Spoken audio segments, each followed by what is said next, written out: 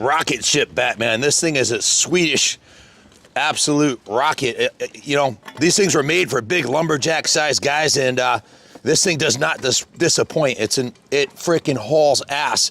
I have a long history with these Husqvarnas. Back in the 80s, 83 and 84, I was on a CR500 twin shock. And in 86 or 85, Husky came out with this single shock model here. And I still had my old twin shocks. I was still kicking ass on it. And the local Husqvarna dealer, Valley Sunoco, called me up and said, hey, we want to put you on the new single shocks. So I got a brand new CR500 86 and came from the factory with the Olin shock. Justin, the mechanic who worked on this bike, just came up to me because he was test riding this morning. He said, this is faster than my CR500. And I'm not sure if it's faster than a CR500, maybe faster than his. I don't know if it's faster than mine, but it's not a fair comparison because mine's thoroughly hopped up. But out of the box stock, these things are a weapon to be contended with. The idle sound coming out of this thing is nothing short than absolutely wicked. This thing sounds just like a big bore 500 should. And the quality and fit and finish on these Husqvarnas is second to none. They took a lot of pride in the craftsmanship. Things like this. This is a brand new NOS. The whole left side of the engine, the whole clutch cover, assembly, the kicker, everything is brand new. The original one got broken, and we got a brand new clutch cover with the bike. That's the original factory exhaust on it. That's this silencer on this thing was polished like chrome. The top end's been rebuilt. The bike is in absolutely excellent mechanical condition. This was and is Husqvarna's next generation big bore two-stroke for 1986. The Husky 500 CR is a top-level open-class MX weapon. It was perfected in MXGPs and World Enduros. Husqvarna actually created their own forks for this bike, and Olin's built the shock to their spec. It's a fantastic chassis, rock steady handling, super stable at high speed, and these came at a premium, so not too many American riders could afford these. You know, if you look at the cost of an Olin shock back then, was about $800. Now they're like close to $2,000 for one, so they're super expensive. High quality components. This bike is super stable at high speed, smooth power delivery at low and mid-range revs like any good big bore 500.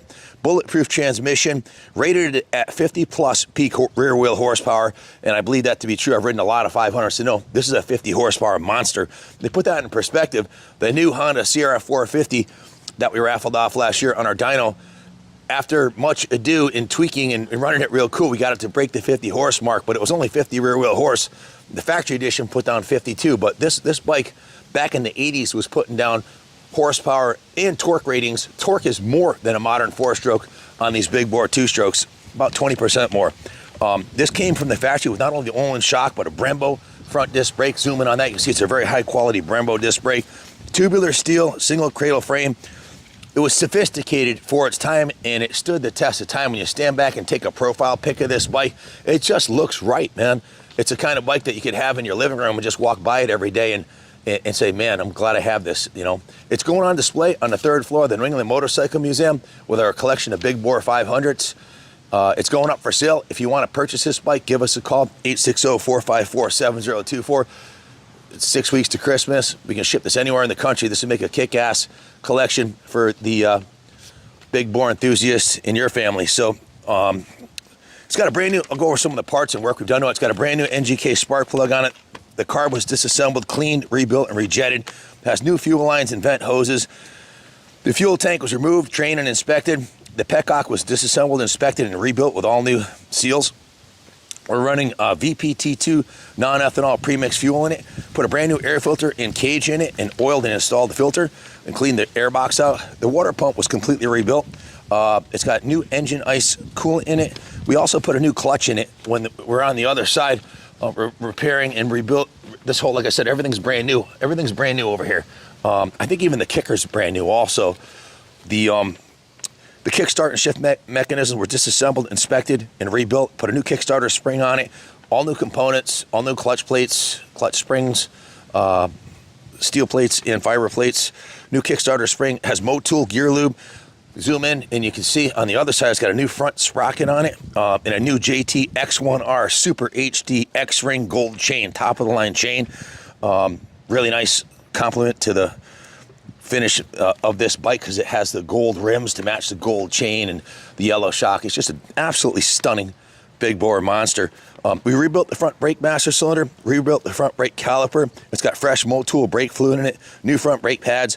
The rear wheel, we actually replaced the rear wheel with a whole new rear wheel assembly from another 86 CR500 that we had in stock. It was in better condition than the one that was on there. New rear brake shoes, completely rebuilt the rear brake assembly. So chains and sprockets, brakes, and rear wheel are all being totally gone through and replaced with new components, and it has a new Dunlop tire and tube on it. If you zoom in closely, you can see I haven't even worn the hairy nubs off it yet, but give me another. This is a test ride. I didn't want to end because I was having like flashbacks to my youth, how much fun it was racing. There's nothing like racing a motorcycle that has more power than you can really use. And straight up, to be honest with you, unless your name is Rick Johnson or Jeff Ward or something like that, there's very few men on this planet, including me, and I consider myself a big bore expert. Even in my prime, I'm not sure I ever used a 500 on a motocross track to its true potential, because with that much horsepower and that much torque, it's your right wrist that's determining how fast you're going, not the power of the bike. It's not like riding a 125 that you can hold it tapped anywhere and everywhere. These things are absolute freaking monsters, so they need to be respected. And you never get bored with a 500. It's always got more power than you can possibly use in pretty much every situation, unless you're doing hill climbs or desert racing or sand hill climbs. So. Or grass tracks is about the only place you use more horsepower. So the front tire is a brand new Dunlop D952 with tube. The rear tire is a brand new Dunlop D952 tire with tube. Again, rebuilt the rear brakes, greased all the wheel bearings, has a new clutch lever and a new clutch cable. If you zoom in, you'll see those two items are brand new.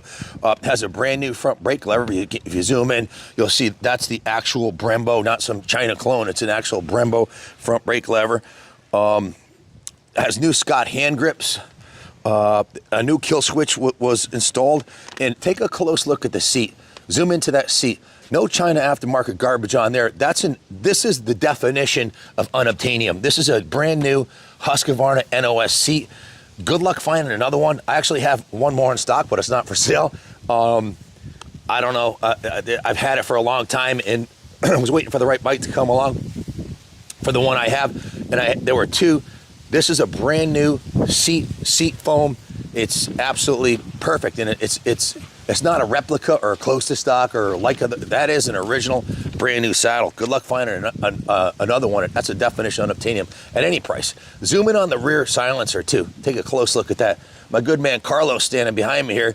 When I went down to Keystone and spent a week there learning how to polish aluminum, we took all that we learned back here, and Carlos went to town on that silencer, shined it up like chrome. It came out freaking beautiful. So has a new front fender on there. It has a new front number plate.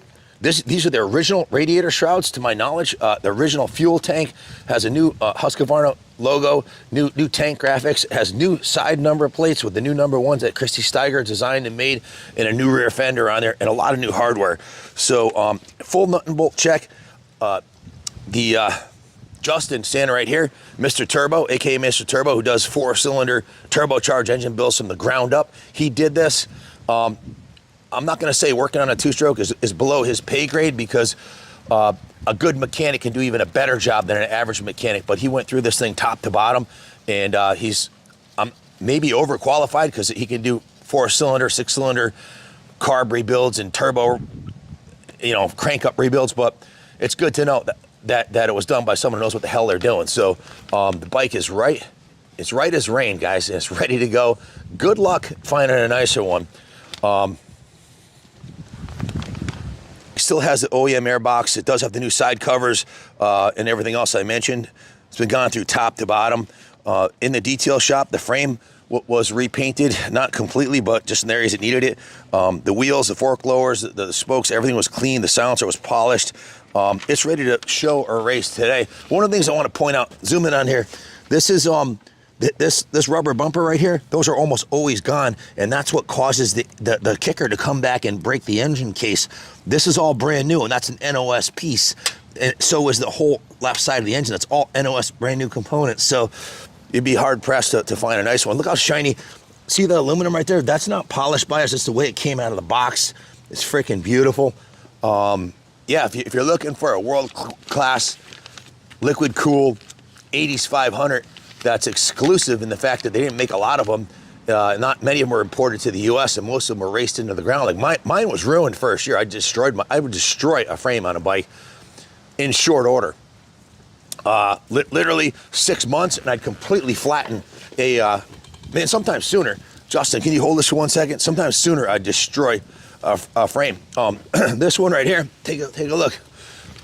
The frame rails on it, there's not a single ding on this side. Not one. This side right here,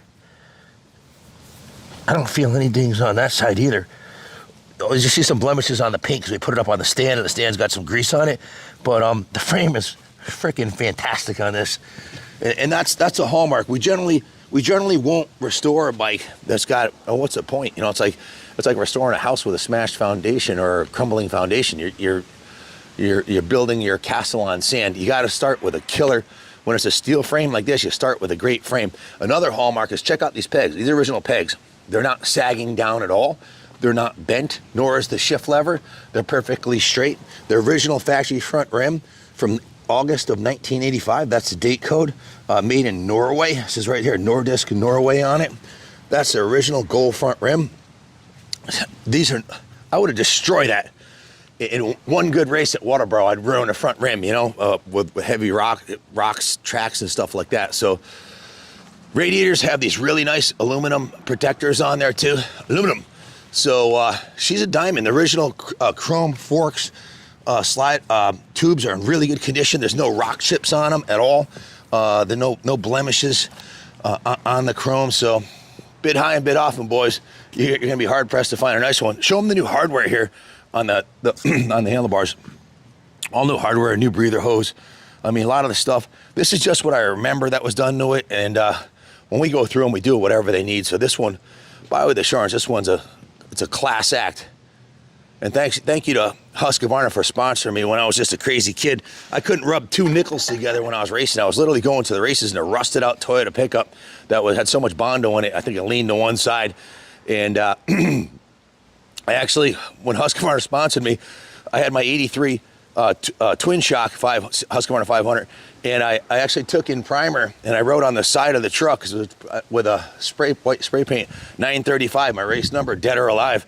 And I don't know, all I cared about was riding and racing motorcycles. I think that's still the case, but now I can afford a nicer bike, but I'm too old to ride them fast. But I had a lot of fun and always had a good time on the Husqvarnas, on the track or on the trail. It's a world-class piece and still is to this day. Thanks for watching, and God bless America.